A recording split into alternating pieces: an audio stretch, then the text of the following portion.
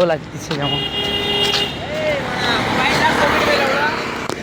কি ভাই, সব রাপ রাপ গাড়ি চালাচ্ছে, রাপ রাপ গাড়ি ভাই। এখানে দেখবে অবস্থাটা না, খড়গপুর চৌরঙ্গি, এখন বাজে রাতের 12টা ভাই। চারদিকে খালি পুলিশ দাঁড়িয়ে আছে আর গাড়ি। না মেছেদা বলতে আমি দেউলা যাব, মানে দেউলাই নামবো আর কি। আসসালামু আলাইকুম, welcome to my new blog.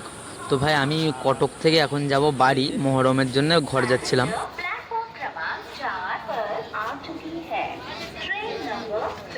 তো ভাই এখন বাজে 4টা, কটক থেকে আমাদের ট্রেনটা ছেড়ে দিয়েছে। তো মহান আর আমাকে খড়গপুর রেলওয়ে স্টেশনে নামিয়েছে 10টার সময়। আর 10টার সময় নেমে দেখি ভাই লোকাল নেই কোনো। ভাই 10টা বাজে নাকি কোনো লোকাল ট্রেন নেই। তাই একজনের বুদ্ধিতে ভাই চৌরঙ্গি যাচ্ছিলাম, আমি হেঁটে হেঁটেই যাচ্ছিলাম ভাই। দেখছি বাসভাড়াটা দাঁড়িয়ে বলছে উঠে যাও গাড়িতে, চৌরঙ্গি অনেকটাই দূর। আমি ভাবলাম চৌরঙ্গি ভাই 2-5 মিনিট হেঁটে গেলেই হবে। তো বাসে করে কতক্ষণ বাসটা যাচ্ছে ভাই। তো আমি ভাবছিলাম এই রাস্তাটা হেঁটে হেঁটে যাবো ভাই। এমনি রাস্তায় হাঁটছিলাম, এই বাস ভাড়াটা দেখে তুলে নিল গাড়িতে। অনেক অনেক ধন্যবাদ। বলছে এখনও 20 মিনিট হেঁটে হেঁটে যেতে হবে, তখন চৌরঙ্গি আসবে। ভাই আমি যদি হাঁটতাম সারা রাত। তারপরেই ভাই নেমে হাঁটতে শুরু করলাম। তো হাঁটতে হাঁটতে দেখি একটা টোটোওয়ালা দাঁড়িয়েছে, বলছে কোথায় যাবে? চৌরঙ্গি। বলছে ভাড়া লাগবে না, উঠে যাও। ভাই ওই লোকটাকে দেখে যেন আমাকে ভয় লাগতেছে, সন্দেহজনক। তাই উঠলাম না ভাই ওর গাড়িতে, আমি এমনি একা একা পায়ে হাঁটা শুরু করলাম।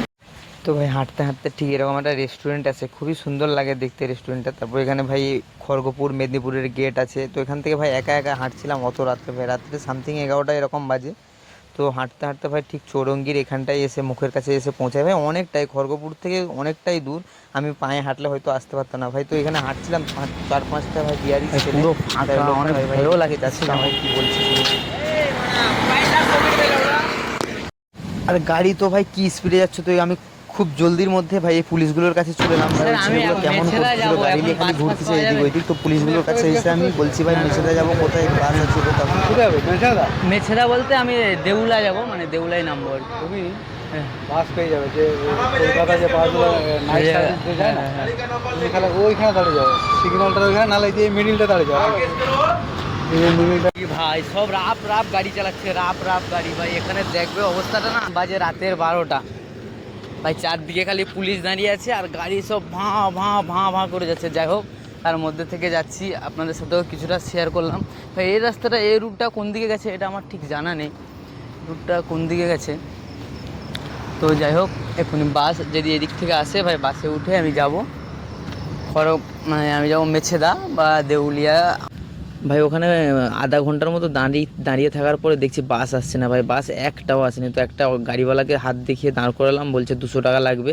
তারপর ভাই যেতে যেতে কথা বললাম, আমার মামাদের দেশের লোক, মানে ওই হরশঙ্কর বা ওই মানে রুহুলদা আছে না, মানে ভ্লগার, তো তাদের হরশঙ্করপুরে বাড়ি, তাদের তো চেনা পরিচয় হলো লোকটা।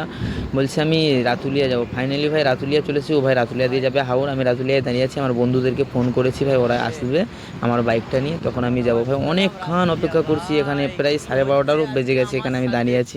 তো এখানে অপেক্ষা করছি ভাই, 4-5টা লোক দেখছি ডাংলিয়ে এরকম বাঁশি হয় না, মানে গার্ড মনে হয়, ওরা বাঁশি বাজাতে বাজাতে ভাই পুরো রাতুলিয়া বাজার ঘুরতেছে। তো এই জিনিসটা আমি ফলো করলাম। একা একা আছি, অনেক ভয়ও লাগতেছে ভাই। অনেকক্ষণ অপেক্ষার পর ফাইনালি ভাই আমার বন্ধুরা এসে গেছে ভাই, আমার শান্তি। তো ভাই এরকম বন্ধু ভাই কাদের কাদের আছে কমেন্টে জানাবে ভাই। সত্যি ভাই বন্ধু, তোকে অনেক অনেক ধন্যবাদ ভাই। এত রাত্রে আমাকে সত্যি ভাই এত ভয় লাগছিল। তারপর ফাইনালি ভাই এই যে বর্তমান আমাদের মেছে গ্রামের যেটা আছে, ওটা পারিয়ে আমরা চলে এলাম। একটা ভাই এখানে দেখছি চা দোকান খোলা আছে, এখানে চা বিস্কুট নাস্তা করে আমরা চলে যাব ঘর। তো যাই হোক, ভিডিওটা কেমন লাগলো জানাবেন, ভালো লাগলে লাইক কমেন্ট শেয়ার করে পাশে থাকবেন। আজকের মতো এতটাই, দেখা হচ্ছে অন্য কোনো ভিডিওতে।